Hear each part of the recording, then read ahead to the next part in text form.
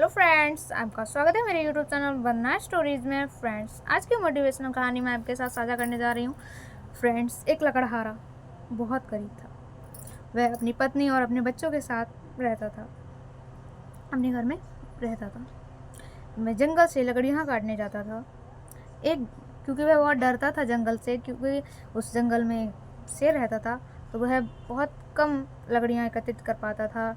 डरते डराते वह जंगल के बाहर से ही लकड़ियाँ लेकर आता था। एक दिन उसको वहाँ शेर दिखा। वह बहुत डर गया, लेकिन शेर ने उसको कोई हानि नहीं पहुँचाई।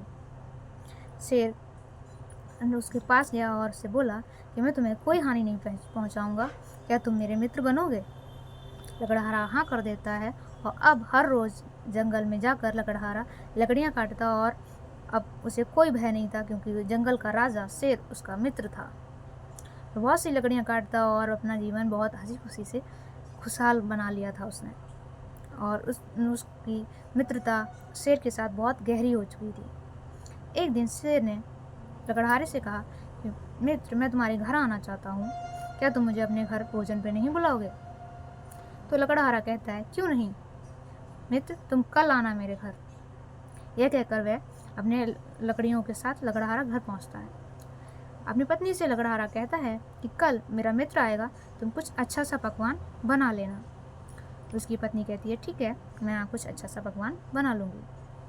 कल जब होगा तो मैं उस आपके मित्र के लिए बहुत अच्छे अच्छे पकवान बना दूँगी।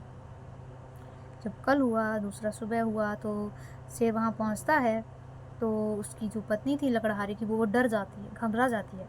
कहती है कि मुझे तो लगा था कि कोई इंसान आपका मित्र होगा, आपका मित्र एक जानवर है, वो भी शेर। यह आपके घर भोजन के लिए नहीं आया है, ये हमें और हमारे बच्चों को खाने आया है।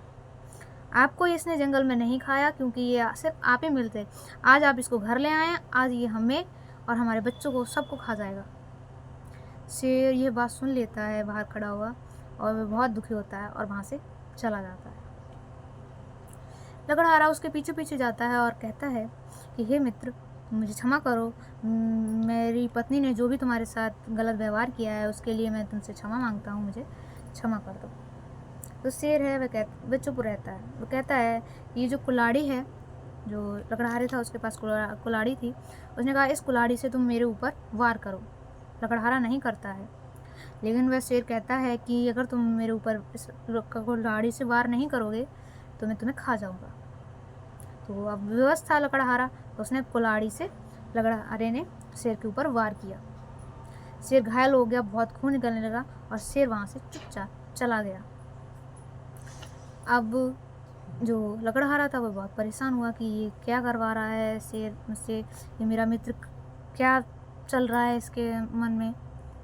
अब कुछ दिनों तक वह जंगल नहीं गया। फिर वह लकड़हारा जंगल के लिए गया लकड़ियाँ काटने के लिए। अब उसका काम ही था, पहुँचा, उसे वहाँ पे कहीं पर भी उसका मित्र शेर नहीं मिला।